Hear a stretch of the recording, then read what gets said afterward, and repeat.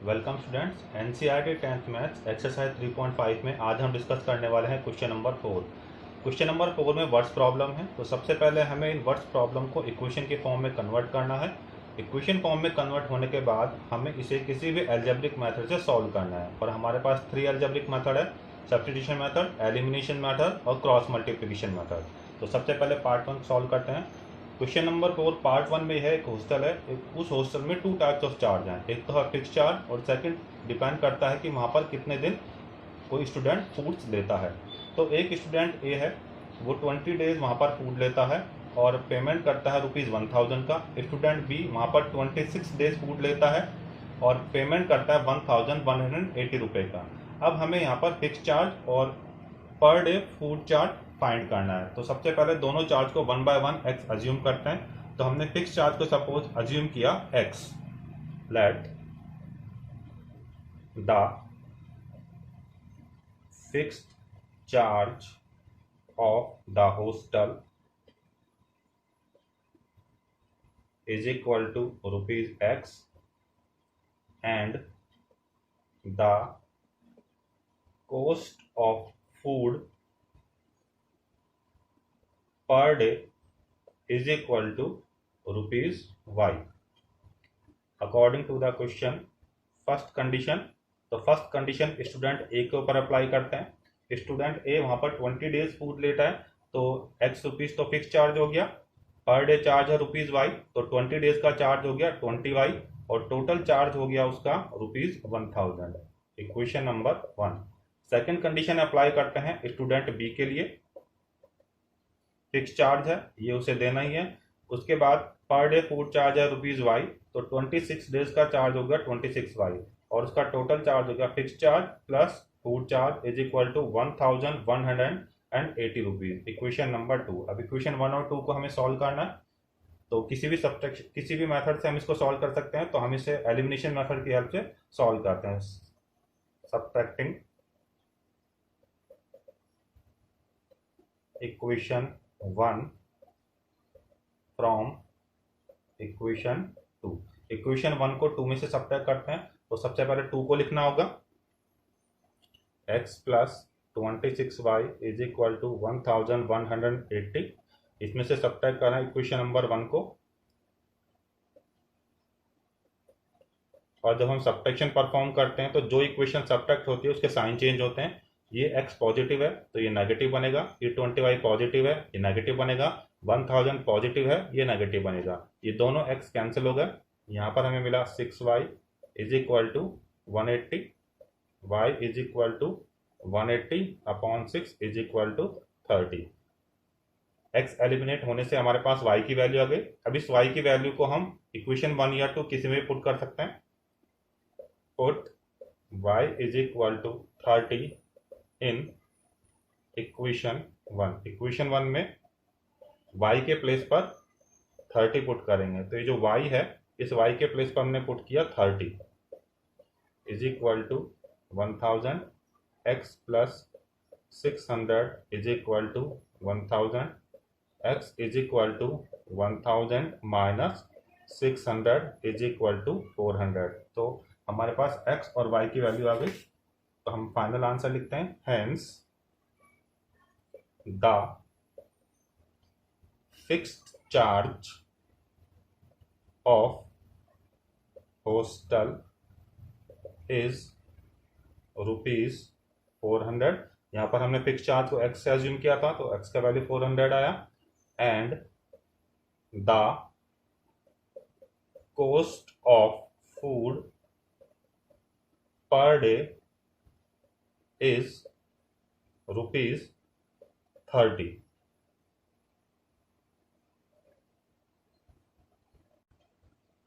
Question number 4 part second. Part second में यह है कि एक फ्रैक्शन है। अगर इस फ्रैक्शन के न्यूमरेटर में से 1 सब्ट्रैक्ट करते हैं तो फ्रैक्शन 1/3 में कन्वर्ट हो जाता है। अगर इस फ्रैक्शन के डिनोमिनेटर में 8 ऐड कर देते हैं तो फ्रैक्शन 1/4 में कन्वर्ट हो जाता है। तो हमें फ्रैक्शन फाइंड करनी है। तो फ्रैक्शन फाइंड करने के लिए हम इसके न्यूमरेटर और डिनोमिनेटर पार्ट को रेस्पेक्टिवली x और y अज्यूम करते हैं। Let the numerator of the fraction is equal to x and the denominator of the fraction is equal to y. तो हमारे पास रिक्वायर्ड फ्रैक्शन आएगा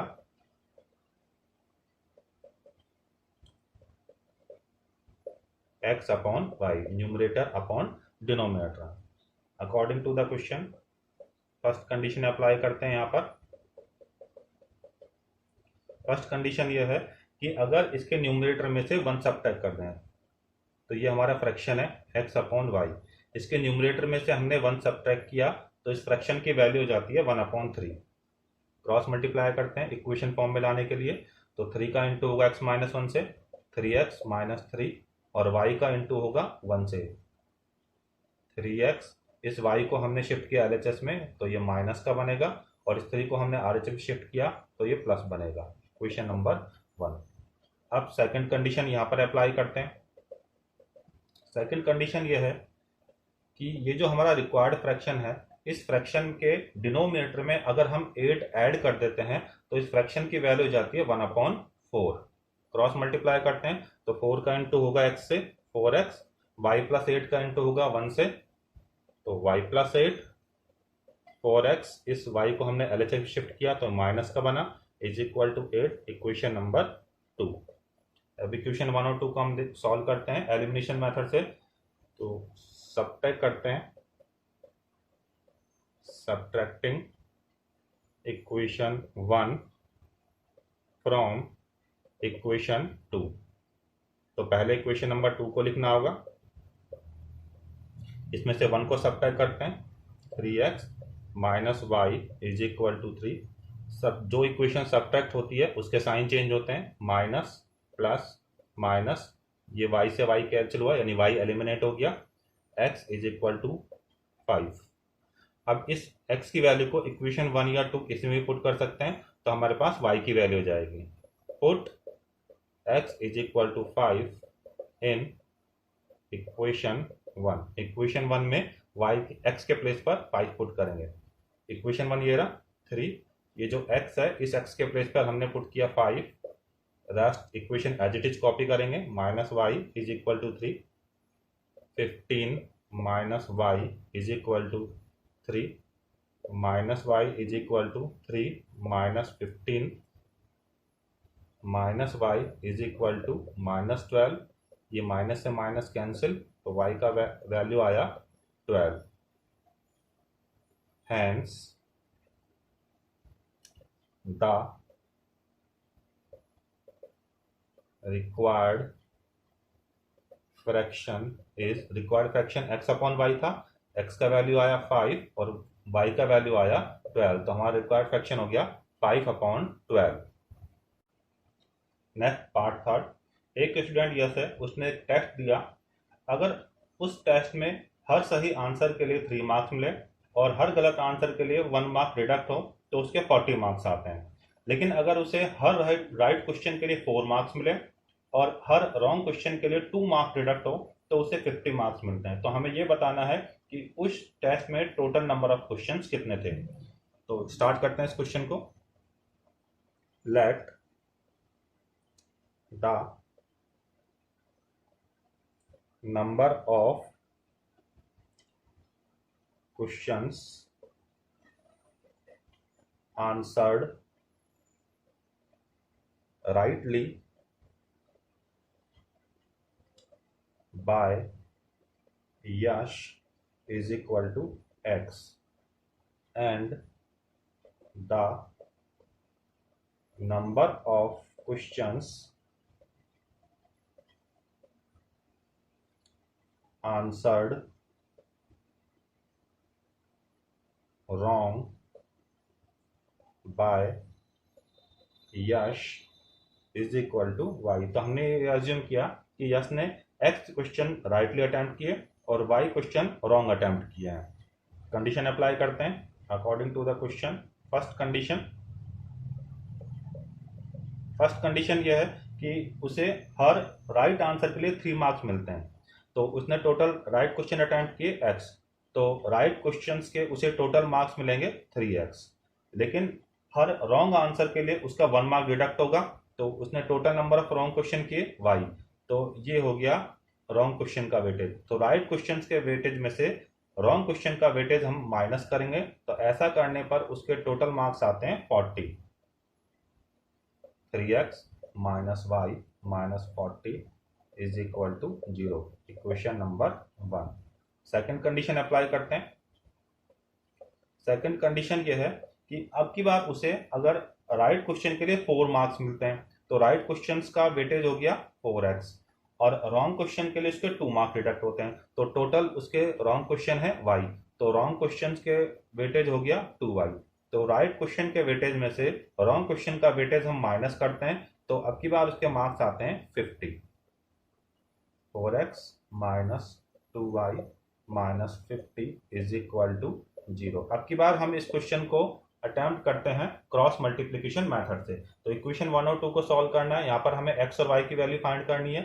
तो एक बार क्रॉस मल्टीप्लिकेशन मेथड का रिवीजन करते हैं। x upon is equal to y upon is equal to 1 upon.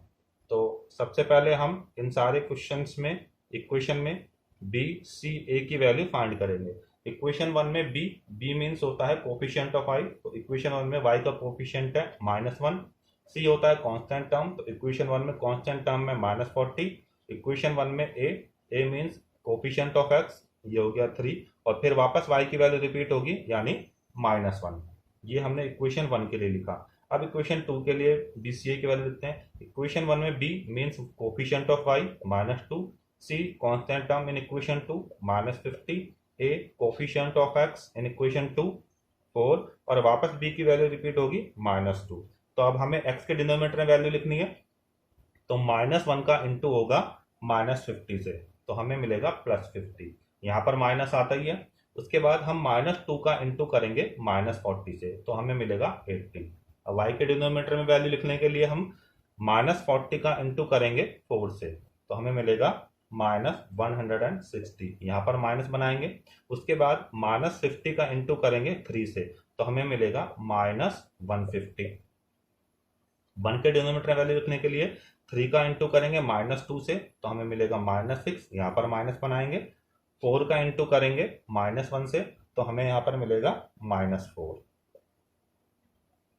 Equation को थोड़ा सा सॉल्व करेंगे। x upon 50 minus 80 -3 is equal to y upon -160, ये हो गया minus minus plus 150 is equal to 1 upon -6 plus 4। और सॉल्व करते हैं इसे। x upon -30 is equal to y upon -10 is equal to 1 upon -2।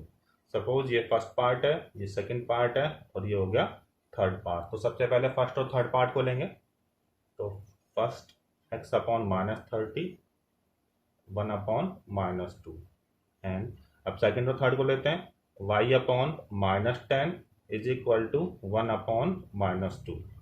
यहाँ पर हम क्रॉस मल्टीप्लाई करेंगे। -30 का इंटू 1 से करेंगे, -30 अपॉन -2, एंड यहाँ पर -10 का इंटू करेंगे 1 से, तो -10 अपॉन -2।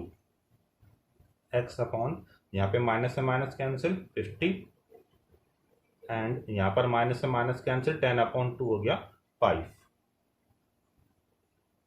तो यहाँ पर हमारे पास x का वैल्यू आ गया 15 और y का वैल्यू आ गया 5, और यहाँ पर हमने x अज्यूम किया था नंबर ऑफ राइट क्वेश्चंस और y हमने अज्यूम किया था नंबर ऑफ रॉन्ग क्वेश्चंस। तो हम फाइनल आंसर आ गया, hence total number of questions in the test is equal to number of right questions plus number of wrong questions।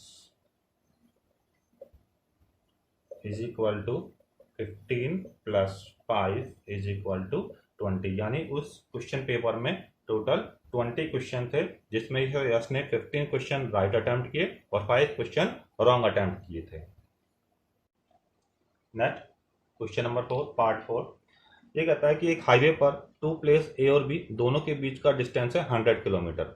First condition ये है कि सेम टाइम पर दोनों कार सेम डायरेक्शन में जाती हैं, तो दोनों 5 घंटे बाद मिलती है कहीं पर। दोनों कार हैं, ये भी इसी डायरेक्शन में जाती है, ये भी इसी डायरेक्शन में जाती है, तो दोनों मिलती हैं 5 घंटे बाद। सेकंड कंडीशन ये है कि अगर ये दोनों कार, ये प्लेस ए ये प्लेस बी, दोनों कार एक दूसरे की तरफ मूव करती हैं, तो दोनों कार 1 आवर के बाद मीट करती हैं। तो हमें यहाँ पर दोनों कार की स्पीड फाइंड करनी है। तो दोनों स्पीड की कार को 1 बाय 1 एक्स और वाई हम अज्यूम करते हैं। लेट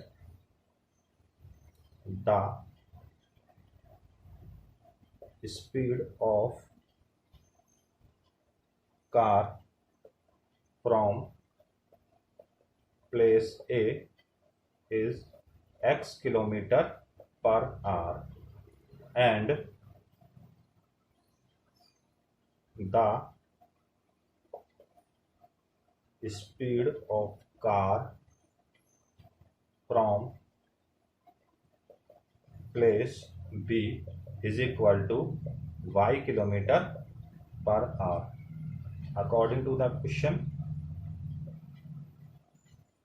कंडीशन अप्लाई करने से पहले हम दोनों कार के रिलेटिव स्पीड और फाइंड कर लेते हैं। When both cars are travelling in same direction then relative speed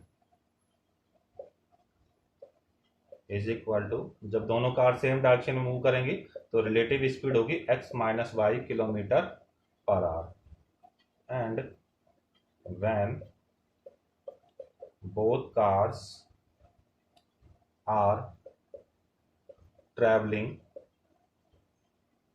in opposite direction then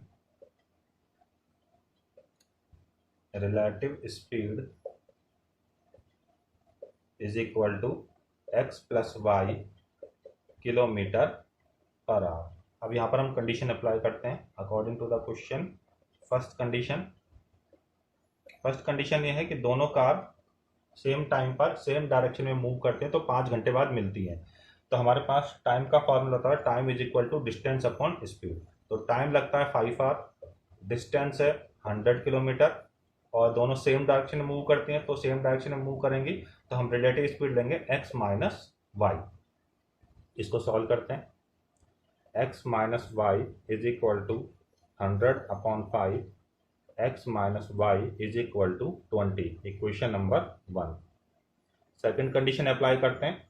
second condition में दोनों एक दूसरे की तरफ मूव करते हैं, यानी दोनों की डायरेक्शन अपोजिट है, और टाइम लगता है 1 आवर। तो time is equal to distance upon speed. Opposite direction में रिलेटिव स्पीड होगी x plus Y. X plus Y का 1 से इंटू किया, x plus Y is equal to 100। दोनों इक्वेशन को ऐड करते हैं। Adding equation 1 and 2। First equation x minus Y is equal to 20, second equation x plus Y is equal to 100। और जब equation को ऐड करते हैं तो साइन चेंज नहीं होता, ये y नेगेटिव ये y पॉजिटिव, तो यहाँ से हमारे पास 2x is equal to 120, x is equal to 120 upon 2 is equal to 60। तो यहाँ पर हमारे पास x का वैल्यू आया 60। अब इस x की वैल्यू को इक्वेशन 1 या 2 किसी में भी पुट कर सकते हैं।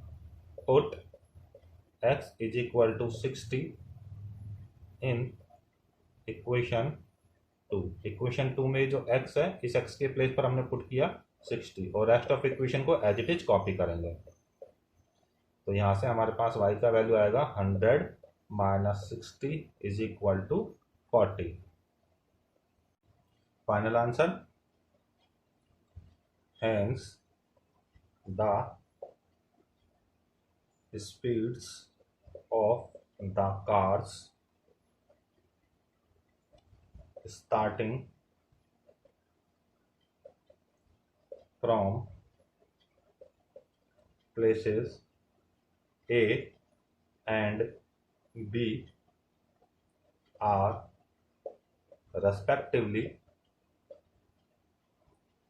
60 kilometre per our and 40 kilometre per our. Now part 5 में सिचुएशन ये है कि एक रेक्टेंगल है, अगर उस रेक्टेंगल की लेंथ रिड्यूस किया 5 यूनिट और विड्थ में इंक्रीमेंट किया 3 यूनिट का, तो रेक्टेंगल का एरिया 9 स्क्वायर यूनिट रिड्यूस हो जाता है। सेकंड कंडीशन ये है कि अगर लेंथ में हमने 3 यूनिट इंक्रीज किया, ब्रेड्थ में 2 यूनिट इंक्रीज किया, तो रेक्टेंगल का एरिया 67 स्क्वायर यूनिट इंक्रीज हो जाता है। तो हमें उस रेक्टेंगल के लिए डायमेंशन फाइंड करना है। तो डायमेंशन मीन्स उसका लेंथ और ब्रेड्थ हमें फाइंड करना है। तो दोनों को एक्स और वाई एज्यूम करते हैं one by one. Let the length of the rectangle is equal to X units and breadth is equal to y units. Length को हमने x यूनिट एज्यूम किया, ब्रेड्थ को y यूनिट एज्यूम किया, तो हमारे पास एरिया आएगा, area of the rectangle is equal to X Y length into breadth square units. Condition apply करते हैं according to the question. First condition में यह है, लेंथ को रिड्यूस करना है 5 यूनिट। अभी लेंथ है x, इसको हमने 5 यूनिट रिड्यूस कर दिया, और ब्रेड्थ में 3 यूनिट इंक्रीज करना है। ब्रेड्थ है y, इसमें हमने 3 यूनिट इंक्रीज कर दिया, तो ये न्यू लेंथ और ये न्यू ब्रेड्थ, दोनों को इनटू करेंगे तो जो एरिया होगा पहले के कंपैरिजन में 9 स्क्वायर यूनिट रिड्यूस हो जाएगा। तो पहले एरिया था xy और उसमें से हमने 9 स्क्वायर यूनिट रिड्यूस कर दिया। दोनों ब्रैकेट को इनटू करते हैं, X Y plus 3x minus 5y minus 15 is equal to X Y minus 9। X Y LHS और RHS दोनों में पॉजिटिव है तो कैंसिल हो जाएगा। इस इक्वेशन को सॉल्व करते हैं, 3x माइनस 5y, जब ये माइनस 9 इधर आएगा तो प्लस 9 हो जाएगा, minus 6 is equal to 0। Equation number 1। Second condition apply करते हैं। सेकंड कंडीशन में यह है कि लेंथ में हमने 3 यूनिट इंक्रीज किया, तो ये तो लेंथ था, इसमें हमने 3 यूनिट इंक्रीज किया, और ब्रेड्थ में हमने इंक्रीज किया 2 यूनिट, यानी ब्रेड्थ, और इसमें हमने 2 यूनिट इंक्रीज किया, तो ये न्यू लेंथ और न्यू ब्रेड्थ। ऐसा करने पर जो नया एरिया आएगा वो पहले के कंपैरिजन में 67 स्क्वायर यूनिट ज़्यादा होगा, यानी पहले एरिया था XY, अब पहले के कंपैरिजन में 67 ज़्यादा हो गया। दोनों ब्रैकेट को इनटू करते हैं, XY plus 2x plus 3y plus 6 is equal to XY plus 67। XY से XY हुआ cancel, 2x plus 3y, 6 minus 67 minus 61 is equal to 0। Equation number 2। एक बार क्रॉस मल्टीप्लिकेशन मेथड का वापस रिवीजन करते हैं। हमें इन इक्वेशन को सॉल्व करना है, मीन्स एक्स और वाई की वैल्यू फाइंड करनी है। तो X upon is equal to Y upon is equal to 1 upon, equation 1 से हम बी सी ए लिखेंगे। तो फर्स्ट इक्वेशन में बी मीन्स y का coefficient -5, constant term -6, coefficient of x 3, और वापस b की वैल्यू को रिपीट करेंगे। इक्वेशन 2 में देखते हैं। इक्वेशन 2 में y का कोफिशिएंट है 3, कांस्टेंट टर्म है -61, x का कोफिशिएंट है 2, और वापस b की वैल्यू को रिपीट करेंगे तो आएगा 3। अब x के डिनोमिनेटर वैल्यू लिखने के लिए -5 का इंटू करेंगे -61 से, तो इंटू करने पर आएगा 305, यहाँ पर बनाएंगे माइनस, 3 का इंटू करेंगे -6 से, तो हमें मिलेगा यहाँ पर -18। y के डिनोमिनेटर में वैल्यू लिखनी है, y के डिनोमिनेटर में वैल्यू लिखने के लिए -6 का इंटू करेंगे 2 से, -12, यहाँ पर माइनस बनाएंगे, -61 का इंटू करेंगे 3 से, तो ये आएगा -183। 1 के डिनोमिनेटर वैल्यू लिखने के लिए 3 का इंटू करेंगे 3 से 9, यहाँ पर बनाएंगे माइनस, 2 का इंटू करेंगे -5 से, तो यहाँ पर हम लिखेंगे -10। इसको सॉल्व करते हैं। x upon 305 plus 18 y upon -12 plus 183 is equal to 1 upon 9 plus 10। थोड़ा सा और सॉल्व करते हैं इसे। x अपॉन, इन दोनों को ऐड किया 323, y अपॉन 171, 1 अपॉन 19। ये फर्स्ट पार्ट, ये सेकंड पार्ट और ये थर्ड पार्ट। तो सॉल्व करने के लिए सबसे पहले हम फर्स्ट और थर्ड को लेते हैं। फर्स्ट और थर्ड को लेते हैं तो x upon 323 is equal to 1 upon 19, and second और थर्ड पार्ट को लेंगे y upon 171 is equal to 1 upon 19। Cross multiply करेंगे, तो क्रॉस मल्टीप्लाई करेंगे तो 323 का 1 से इंटू होगा, 323 upon 19, and y is equal to 171 का 1 से इंटू होगा, 171 अपॉन 19। 323 को 19 से डिवाइड करेंगे तो हमें मिलेगा यहाँ पर 17, और जब 171 को 19 से इंटू करेंगे तो हमें मिलेगा यहाँ पर 9। x हमने अज्यूम किया था लेंथ ऑफ रेक्टेंगल और y हमने अज्यूम किया था ब्रेड्थ ऑफ रेक्टेंगल। तो फाइनल आंसर लिखते हैं, hence length of rectangle is equal to 70 units and breadth is equal to 9 units.